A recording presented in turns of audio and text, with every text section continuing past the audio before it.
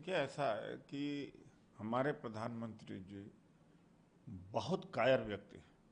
गलवान के बाद में चाइना का नाम जुबान पे नहीं है। और जब से ट्रंप ने कहना शुरू कर दिया कि उन्होंने सीज फायर कराया, तो अमेरिका और चीन, ट्रंप का नाम मोदी जी के जुबान पे नहीं आ रहा, न आएगा। महाडरपोक व्यक्ति अपनी भक्ति में, कि मोदी भक्ति, मोदी का डंका बज रहा, तो उसके वजह से क्या है कि हमारी विदेश नीति का बैंड बजवा दिया। अब जो ट्रंप ने कहा कि 5 जहाज भारत पाकिस्तान के समय में गिराए गए, तो सिंगापुर में सीडीएस अनिल चौहान ने भी कहा था कि हमारे फाइटर जेट गिराए गए। शिव कुमार कैप्टन इंडोनेशिया में कहा कि हमारे जेट गिराए गए। सुब्रमण्यम स्वामी भारतीय जनता पार्टी के नेता ने भी इस बात को कहा है। अब ट्रंप भी कह रहे हैं। तो मोदी भक्ति बड़ी है कि देशभक्ति बड़ी है? अरे भाई, युद्ध में आ, होता रहता है, ये स्वीकार करने में क्या दिक्कत है? इसके वजह से तो हमारी विदेश नीति गई। अब देश का हमारा हालत खराब हो जाएगा। ये आज नहीं तो कल तो इसका खुलासा होगा ही। भटिंडा में जो मलबा पड़ा था और कुछ ही मिनट में, कुछ घंटों में ही समेट कर उठवा करके कहाँ रखा हुआ है, क्या प्रमाण नहीं है कि हमारे जेट गिरे हैं? तो स्वीकार करने में कौन सी बड़ी बात है? युद्ध में होता रहता है, इसी की वजह से हम आगे जाएंगे। तो ये हालत है। दूसरा सवाल सर ये है कि को लेकर आप लोग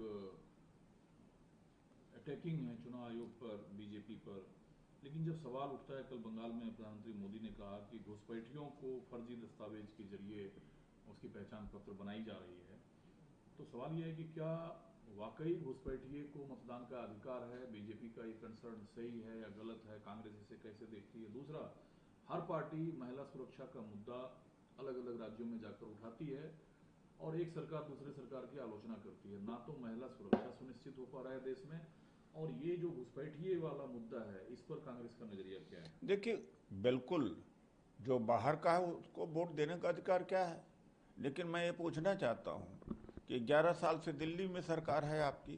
कहने का ये मेरा मतलब कि पुलिसिंग सिस्टम तो इनके पास है, बीजेपी के पास है। बॉर्डर किसके पास है? बीजेपी के पास है।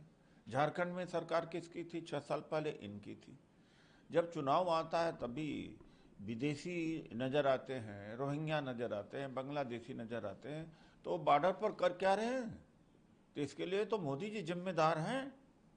मोदी जी इसके जिम्मेदार हैं। दूसरी बात है, महिला सुरक्षा के बारे में देखिए, ऐसा है, ये सामाजिक हमारे बीमारी है, ये सोशल प्रॉब्लम भी है और लॉ एंड ऑर्डर की भी प्रॉब्लम है। लेकिन फर्क यही है कि जहाँ बीजेपी की सरकार, वहाँ स्वीकार नहीं करेंगे पहले, चाहे जितना अत्याचार महिला के ऊपर हो जाए। उड़ीसा में यही हुआ, बालासोर में भी हुआ, और उन्नाव में भी हुआ, शाहजहाँपुर में, कठुआ में, हर जगह यही होता है। जब पब्लिक का प्रेशर बनता है तब इनको मुश्किल स्वीकार कर पाते, नहीं करते। तो महिलाओं के प्रति जो नज़रिया है भारतीय जनता पार्टी का, वो पुरुषवादी नज़रिया है।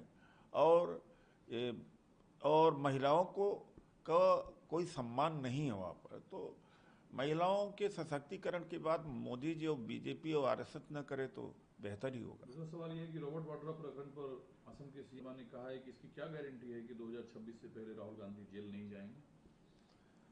देखिए, राहुल गांधी जी कायर नहीं हैं मोदी जी की तरह और हेमंता बिस्वा शर्मा की तरह। हेमंता बिस्वा शर्मा के खिलाफ में नारदा वाला आरोप लगा हुआ था और सिंचाई घोटाला का आरोप लगा था। बचने के लिए भारतीय जनता पार्टी में चले गए। हम सब लोग राहुल जी के साथ जेल जाने को तैयार हैं। देश के लिए राहुल जी का परिवार, एक समय पूरा परिवार, नेहरू जी के समय पूरा परिवार जेल में डाल दिया गया था। बहनें भाई सब जेल में डाले जाते थे। ये वो परंपरा वाले लोग हैं, वो परिवार है।